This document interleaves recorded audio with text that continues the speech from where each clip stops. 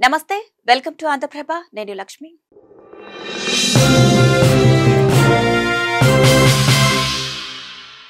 రాష్ట్రంలో ఇప్పటివరకు 2 ఉప ఎన్నికలు వచ్చాయి. ఈ 2 ఉప ఎన్నికలు సిట్టింగ్ ఎమ్మెల్యేల అకారణ మరణం వల్ల వచ్చినవి. అయితే ఇప్పుడు తెలంగాణలో మరో ఉప ఎన్నిక రానున్నట్లు రాజకీయ వర్గాల్లో పెద్ద ఎత్తున చర్చ నడుస్తోంది. ఉప ఎన్నిక వస్తే ఆ నియోజకవర్గం ఏది, ఎందుకు ఉప ఎన్నిక అనేది ఈ స్టోరీలో చూద్దాం. రాష్ట్రంలో మరో ఉప ఎన్నిక వస్తుందనే చర్చ గాంధీ భవన్ లో పెద్ద ఎత్తున నడుస్తోంది.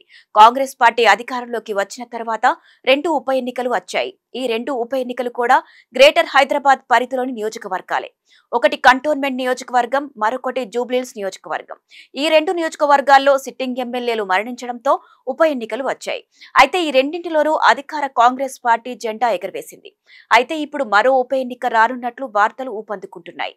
ఈ ఉప ఎన్నిక కూడా గ్రేటర్ పరిధిలోని నియోజకవర్గమే అంటూ వార్తలు వినిపిస్తున్నాయి. పార్టీ ఫిరాయించిన ఎమ్మెల్యేలలో ఒకరి నియోజకవర్గంలో ఉప ఎన్నిక రానున్నట్లు సమాచారం.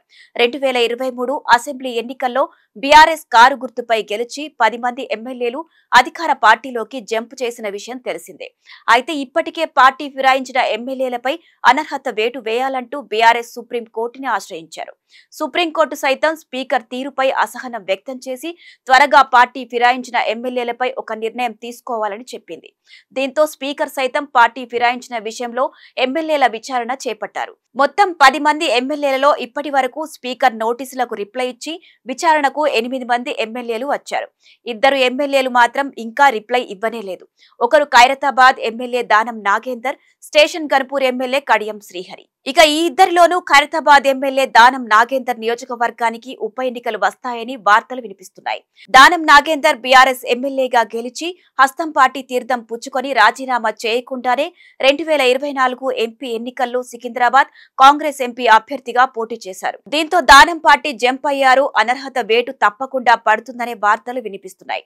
మిగతా పార్టీ మారిన ఎమ్మెల్యేలు మాత్రం మేము నియోజకవర్గ అభివృద్ధిలో భాగంగా సీఎం రేవంత్ రెడ్డిని కలిశామని అంటున్నారు. అయితే దానం ఎంపీగా పోటీ చేయడంతో ఎలాంటి ఛాన్స్ లేకుండా పోయింది. ఇప్పటి వరకు స్పీకర్ ఇచ్చిన నోటీసులకు రిప్లై కూడా ఇవ్వలేదు. ఇక ఒకవైపు స్పీకర్ పై సుప్రీంకోర్టు అసహనం వ్యక్తం చేస్తూ వస్తోంది.